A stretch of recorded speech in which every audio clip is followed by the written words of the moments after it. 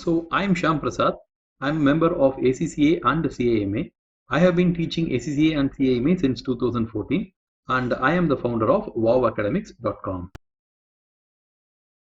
So in this video, we are going to look at the subject performance management. It is currently called as PM. Earlier it was called as F5 exam. So in this video, we are going to look at what are the chapters in PM, what is the relationship between PM and other subjects, what is the basics of management accounting, that is a previous knowledge level paper that you should have, and what is the format of this exam, and how to approach the syllabus, how the syllabus is examined in the exam, what is the formula sheet that is given in the exam, and how to study for the exam. So this is what we are going to look at in this video. So first we look at what is this subject is all about. So this is the kind of definition or meaning that ACCA has given for the subject.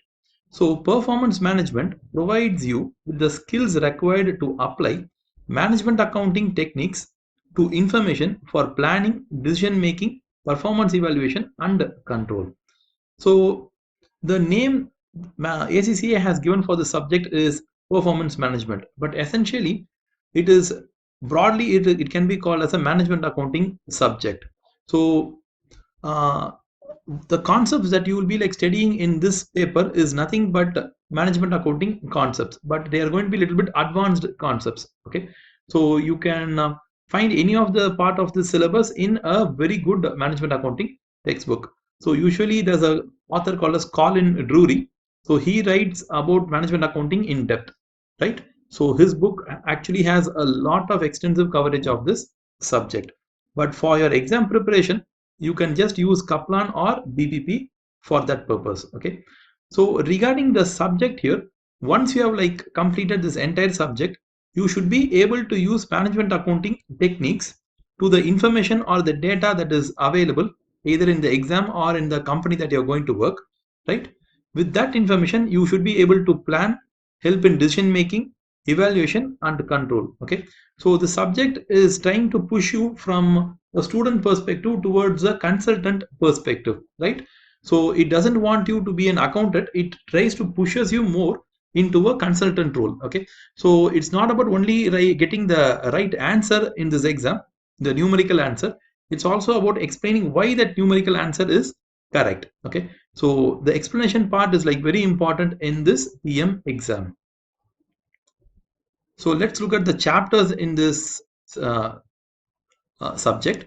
So number one, this is from your ACCS syllabus. So they have mentioned A as information technology and systems for organizational performance, B specialist cost and management accounting techniques, C decision making techniques, D budgeting and control, E performance measurement and control. So these are the 5 elements in PM. So within each of this syllabus area heading, you'll be like having several chapters.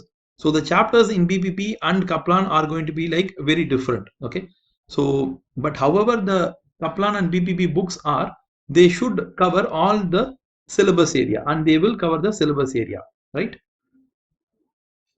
So from an APM angle, so you are studying PM. So this PM would again come in as a choice subject in professional exam as APM, Advanced Performance Management. So while studying for that paper, so the chapters which you study here, for example, this A, B, and D and E are like very important. Okay, they're like very, very important.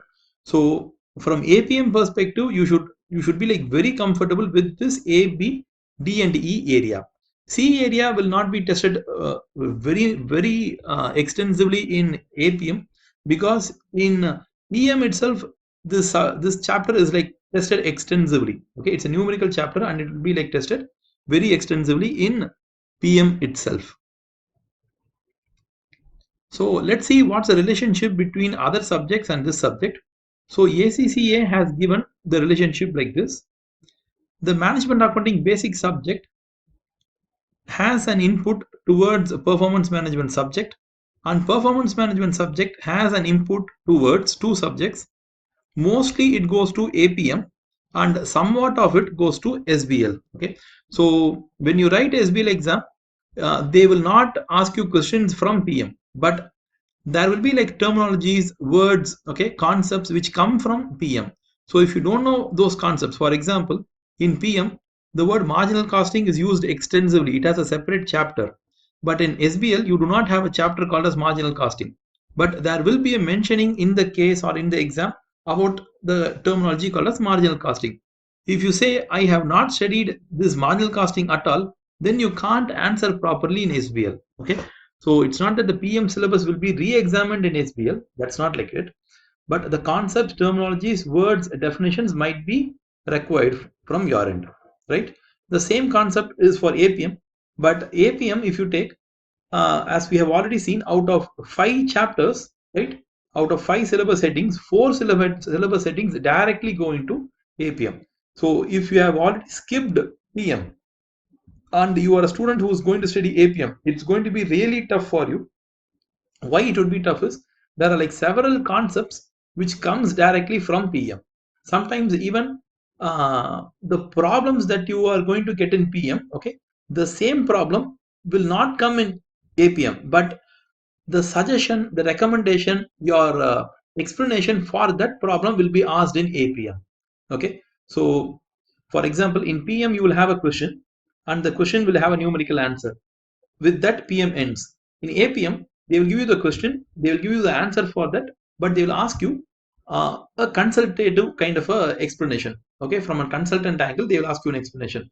So if you don't know what is PM, APM is going to be a hell for you. Okay, so that's about the linkage between the subjects. So let's see what are the basic things of MA that you should know. Okay, even if you don't know, at least revise these basic concepts from an MA book and then read PM, so that it's like quite easier for you to understand the concepts. So you should know concepts, things like variable cost, fixed cost, semi-variable cost, responsibility center, and uh, semi-variable cost, which is like split into fixed and variable in terms of Hilo method. So these things are like definitely you should know.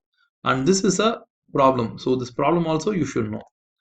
In terms of accounting for overheads, you should know what is the concept called as OAR, okay, overhead absorption rate, and how OAR is like added to the product cost. So that also you should know. In terms of absorption and marginal costing, which comes in MA, you should know the basic problems and theory of that chapter. In terms of alternative costing, the theory of ABC, target costing, life cycle costing, comes in MA, but it also is like again comes in PM also. So you don't need to open MA book and read it. You can just like continue with PM book itself. In terms of budgeting, there like extensively it has dealt uh, in MA and in PM. So also in APM. So this is a very important chapter from exam perspective for all the 3 exam, MA, PM and APM. So ensure that you study MA book also and PM book also for your PM exam. Standard costing, you should know all the standard costing variances, formulas and the theory which have been in MA. Okay, so definitely you should know all those things. Of course, not all the formulas will be retested here, but without knowing those formulas, it's like very difficult to do this advanced formulas in PM. So don't get scared about this all these topics, right? It's not like you have to study for MA and PM. It's not going to be like that. It's just going to be what to say, a somewhat kind of a quick learning that you have to do in MA. So there's a chapter called as performance measurement in MA that you have to fully read. But of course, it's again fully gets repeated in PM also. So you can actually skip this in MA. But I just listed what are the various topics that from MA that comes to PM. So let's look at the exam details for this exam, PM. So first we'll start from the format of the exam. So the total exam hours is going to be 3 hours. It's a computer based exam only. Physical exam has been removed fully. So it's a 100-mark exam. The pass mark is going to be 50. There's no negative marking. So you can even randomly tick any choice questions and still you can get the marks. No working notes is required for choice questions. So that's about the exam there. Let's see the approach to examining the syllabus. Okay, how they are like examining the syllabus. See, all questions in this exam are compulsory. So there is no choice at all. Throughout ACCA, there is no concept called as choice. Okay, so you do not have any choice in choosing a question. It contains a mix of objective and longer type answers. So longer type questions they are going to give you. So you will have in this exam objective questions and discussion based questions.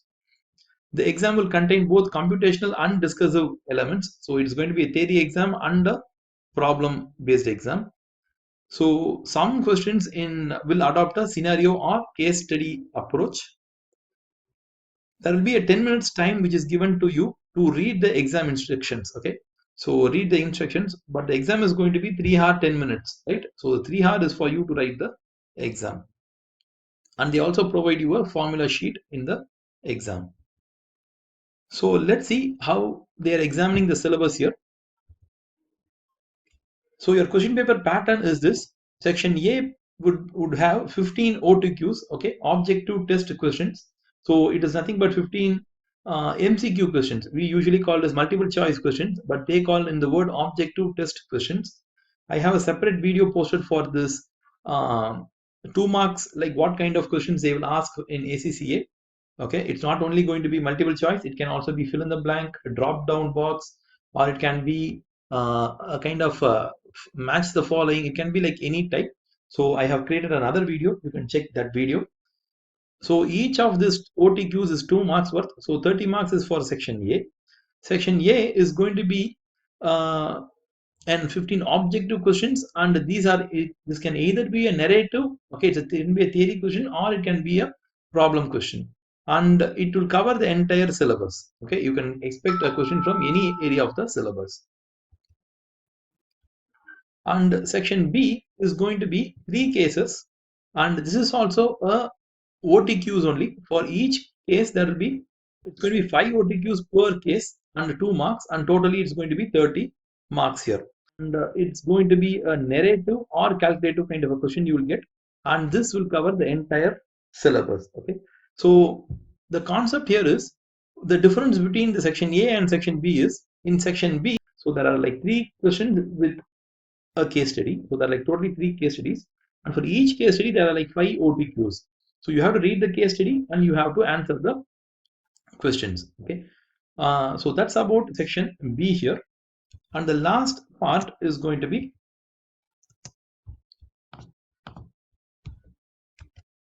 section C. Section C is just like 2 questions which is going to be 20 marks, and totally it's going to be 40 marks here. And section C is going to have a constructed response question, so you have to type it. Okay, it's going to be a typing kind of a question here.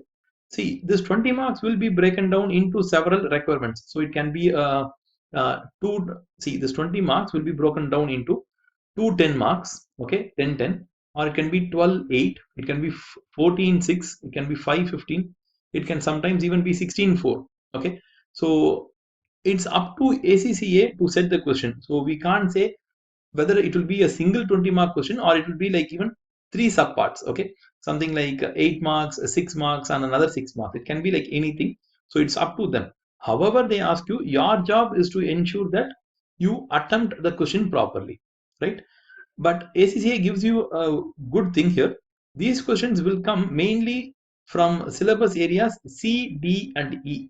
Okay, so C, D, and E are going to be tested definitely in this area. That means B will not be asked here. Okay, so that doesn't mean B will has a lower markage. Okay, the marks allocated for B part of the syllabus is not lower, because they might have like 1 question in 10 marks and 2 3 questions in the 2 marks, so thereby 16 marks might can be easily allocated to this section. Okay, so but the concept here is CDE questions will be definitely there in the question paper.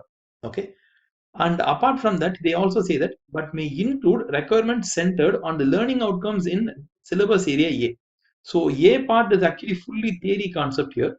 So they might ask some one question from A. Okay, the markage would be like less. For example, in a 20 mark question, 10 marks will come from, 15 marks will come from this syllabus area C. The other 5 mark will be A. Okay, so that's how they might ask you questions. It will be manually marked. This part alone will be manually marked. That means you have to show the working notes and the proofs. You have to show it. The section A and B, you don't need to show any workings or proofs. And so it continues to be absolutely vital that all workings are shown and assumptions are stated. So that's about this syllabus area. So let's look at what is the formula sheet that is like given in the exam. So there are like a lot of formulas that have to be studied for the exam. Of course, ACCA just gives you 2 formulas. Okay, if you want, you can use these formulas. If you don't want, you can even mug up them and you can write it in the exam. So out of some 30 odd formulas, ACCA gives you 2 formulas alone for you to help in the exam. Okay, but I don't think it's of a big help. So what's the pass rate for this exam? See, the pass rate across all the skills level is around 40%, and most students say that this is the worst paper uh, across the skills level. Out of the 6 papers you have in the skills level, this is the most toughest paper. Okay, and the lowest that has occurred is in March 2020, 35%, and the highest is 44%. So somewhere this is the passing rate. What this passing rate hides is we don't know whether they are first time attempters or second time or third time attempting students. So ensure that you put your best effort in this paper. So here we will see how to study for this PM paper. So this is your syllabus area. There are 5 syllabuses area. Okay. So this is the A part. A part is fully theory, right? It's a very easy to read theory, and the effort required is actually low. And the priorities you can give a first priority because you can quickly read this syllabus area. Okay, but the mark allocation would not be so great in this area, but it's like quick. It gives you a confidence that you have studied a few chapters. The E part of the syllabus is quite mixed in terms of difficulty. So you can see here, one of it is like quite easy. Transfer pricing and division performance is going to be difficult, and NFP, not for profit, it's going to be easy. External considerations is going to be easy. Okay, so you can give a second priority and finish these chapters. If you find this particular chapter difficult, just leave it and learn it at the end of the subject. Okay, at the end of the subject, you can learn this part alone. The third that you should focus, the third priority in your exam should be budgeting and control. This is going to be a mixture of theory and problem. It has a higher weightage in the exam. It has mostly a mixture only here. So the theory part are like quite easy, right? There are some learning curve problems that you will find difficult. Standard costing problems, basics would be easy. A little bit higher toughness could be like moderately, they might be tough. Okay, and in terms of theory, last one is performance analysis theory, that is again moderate. But however you feel it, you can't skip any of this part of this syllabus, so you can give a priority 3 to read them. Okay, so mostly if you see, these are like definitive questions in the exam, because they might ask you in one exam they ask material mix yield variance, in another exam they ask sales mix quantity variance, in another exam they ask planning and operational variance. So they only, so you can see here, if it's going to be like in a year they are conducting 4 exams, definitely 1 2 3 questions will be in 20 mark or in 10 mark from this area. Okay, and in the one more attempt you will have some budgeting theory or something you will have. So definitely it's going to come in the exam. Okay, the question is whether it's going to be a 10 mark like question or it's going to be a 20 marks question. The third and the most lengthiest chapter in this subject is going to be the decision making techniques. Okay, this will not come mostly towards your APM. They don't come mostly towards your APM. You can give a priority of 4. They are mostly moderately tough. Okay, some of them are like the last area is like difficult. Okay, all of them are a mixture of theory and problems. So without the theory you cannot do the problem. So all of them are going to be tough and they are going to be like varied in nature. Okay, so the whatever you are going to learn, it's going to be totally different from the next chapter. Okay, so it's going to be a new chapter that you're going to learn in this syllabus area. So give it as a fourth priority. And the last priority you can give it for this. The reason is ABC is like quite moderate to tough. Okay, it's like moderate to difficult, you can say. Target costing, life cycle costing, environmental costing are very easy. Throughput is like again difficult. Okay, so if you're going to do self study, it's going to be a tough thing to crack. Okay, so if you find it throughput difficult, you can leave it and study it in the last part of the exam. Okay, so all of them are a mixture of theory and problems, and you can give a priority of 5. So we have given a indicative nature as to how to study for the exam, but ultimately it depends upon you and also the faculty that who teaches you. Okay, so this is our general suggestion how to study for the exam. So buy either a Kaplan textbook or Kaplan study text and revision text, okay? Or you buy a BPP text and a revision kit. Don't buy a Kaplan textbook and a BPP revision kit, okay? So even if you get it for free, don't do like that, because the sums, each book has its own complex explanation to a problem.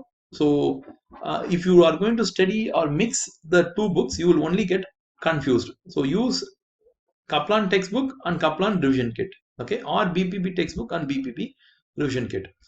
So the best book which I would suggest would be Kaplan. Okay, go with Kaplan text and revision, because if you open BPP, you will pretty much get confused. Okay, it's very lengthy and it's very little bit confusing also. Okay, we can say it's confusing also. So use the following priority for studying. Okay, what the priority that we told you earlier, use that priority based studying. Read first the textbook, the Kaplan or BPP. Read chapter by chapter. Once you have finished a particular chapter, do the revision kit for that particular chapter, and you know like where you stand. if you if you find like doing self study is like difficult, we are giving a PM and a FI online course. Okay, it is charged, and this is going to be a self study video, so you can buy it and you can read it, or you can view it at your convenience. Okay, so we are only giving the video and we explain the theory and the problems here. Okay, so we don't usually give textbooks. We would recommend to you to get Kaplan textbook and revision kit, right? At least Kaplan textbook we ask you to buy. So in terms of the next step, after you have like finished the entire study by yourself or with the coaching center or with our package, what you can do is you can practice exam style standard questions. You have to time it within 3 hours. You have to finish an entire question paper of ACCA standard. You have to finish it. So ACCA has this ACCA practice platform. You can try on that, because it is a CBE environment. It's a computer-based exam where you can practice it. Of course, it might give you a mock answer also. It gives you, but marking and all it won't give you. Okay, it won't give you a marks. It just tells you how to work that CBE platform. So you have to develop your answer you have to develop the technique of how to answer in the exam. That you have to do. You should know how to use the CBE properly, the computer-based exam software. You should know how to use it. So ACCA has a package for it. You have to just use the links and learn it. See, ACCA recommends that you have to do at least 2 full exams under mock exams under exam conditions, and you have to get a tutor feedback. So you can get a feedback from us. We create mock papers and we give it. We charge here. So we mark like how much you are going to get. We'll mark it. We'll give you suggestions where you have to improve, where you are weak. Okay, so that kind of a feedback we could give you. So you have, it's like very good if you are going to use this mock exam service of us. So that's about the exam preparation techniques here. So you can just now go ahead, study and appear for the exam, and hope you clear the exam. Okay, so thank you. You can reach me at my website wowacademics.com, or you can also see my Quora answers. I am active in LinkedIn and in Facebook page, so you can visit at these places. If you just type Shyam Prasad and Wow Academics, you will get all these links in Google search itself. And if you like this video, give a like, share to your friends, and if you feel that any points we have missed in this video, you can post it. We will try to give an answer to you in the comment section itself, or we'll also create another video for you. So thank you for watching our video.